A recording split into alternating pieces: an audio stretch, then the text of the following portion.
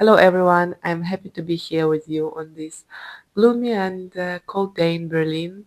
Today is like -10, I think, outside. It's the coldest winter I remember in my 6 years of living in Berlin. I feel that I am in the beginning of a new stage in my life, and I have this urge to reflect and also document what is happening and also my thoughts.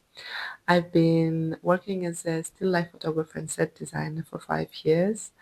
And after that, I was on maternity leave for 2 years because I gave birth to my wonderful daughter.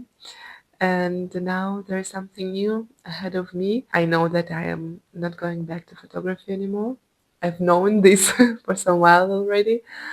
I just feel that it's not working for me anymore, neither creatively nor rationally. Also, I can't really be because of the small child I have for 10 or 12 hours on set. Also, the industry has changed a lot. And also, when I'm looking at the pictures that I've been doing and the projects I've been doing, I will insert somewhere here some examples.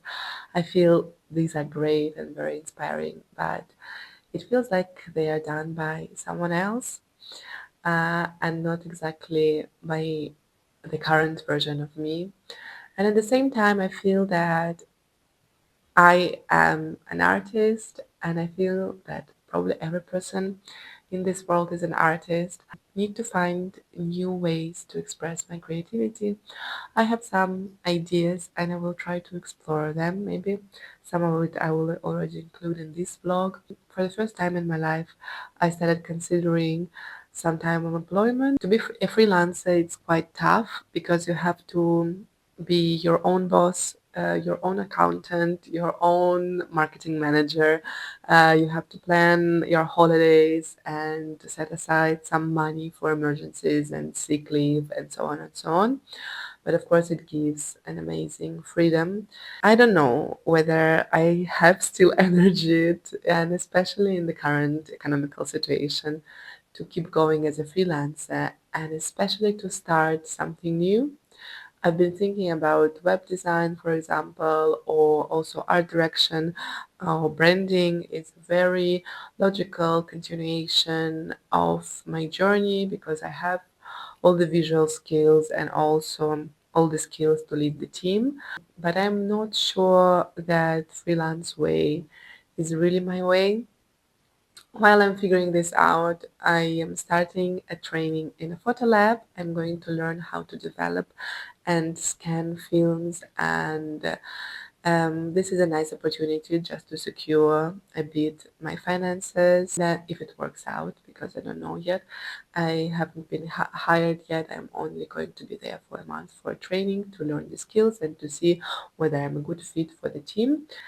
And yeah, this is my current plan for February and also upcoming months to stabilize a bit financial situation, to find some part-time employment, and then start exploring what projects I can do for my artistic self. And of course, I will bring you with me along this journey.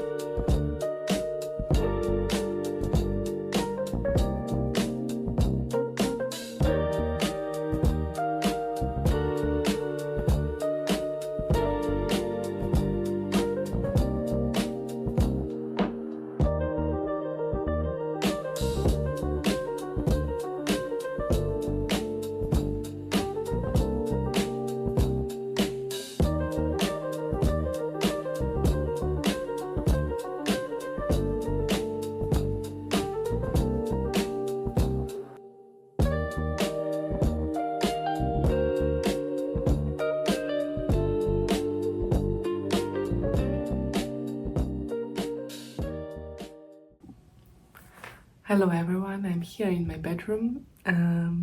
sitting in front of my chest of drawers that I use as a tiny desk for my own work and as a little studio. I think it's very important to have your own space for writing, for working, for creating. I remember how I used to go to the photo studio that I was renting for a couple days a month, and I was working there, and it always, I think this feeling of space always gives you some boost of creativity and energy and also ability to focus. But now life has changed and this is my tiny studio, which I'm also very happy with. I think it's cute and cozy. So I clipped my mic, had a sip of tea, and I wanted to show you the inspiration for my next project. It's a catalog from exhibition of Alexander Calder. That's an artist who lived in 20th century and he was working with sculpture and he created this form of sculpture, kinetic sculpture that is called mobile. So basically it's this sort of dynamic sculpture that moves in the air, and it got quite popular, and right now I think it became more like a medium that is used by many artists. So it's not exactly that they are just repeating the works or like copying the works, but they're getting inspired and just adding their own perception of form, material and balance. I think it's very similar partly to what I was doing in still life photography. I was experimenting a lot also with balance and with hanging some objects, and I think that photography is this controlled environment with some probability of chance happening. So for example, something falling down. That inspired me to try and experiment with mobiles. That's what it's called. This form, I have already created this one, and what I love is that first of all there is lots of room to play with, and now I'm trying only to grasp the main structures. So I also have done some sketches of things that I want to try out, and I think that the difference for me, because this form of mobiles, it got also really popular as an interior object. I think it gives this playfulness and airiness to the room, and also this chance that I was talking about, because the air is moving and then like it's a little living object. Also, I think that it can also be scaled to exhibition spaces. It can be done very small and very, very large. I have here my little box and some, just let me show you, some wires and pliers that I use, and of course I have, here it is. Already some elements are jumping out. Look at that. That's actually cute. And of course, it's a bit of a mess here, but an artistic controlled mess. So for example, you see I'm trying to learn how to bend the wire, how to make it at the same time looking sleek, and how to bend it in the shape that I want it to be. So yes, I'm in this pure play experimentation phase, which I'm excited about, but to be honest, of course, I have to give it some time and my focus, and I haven't been doing that.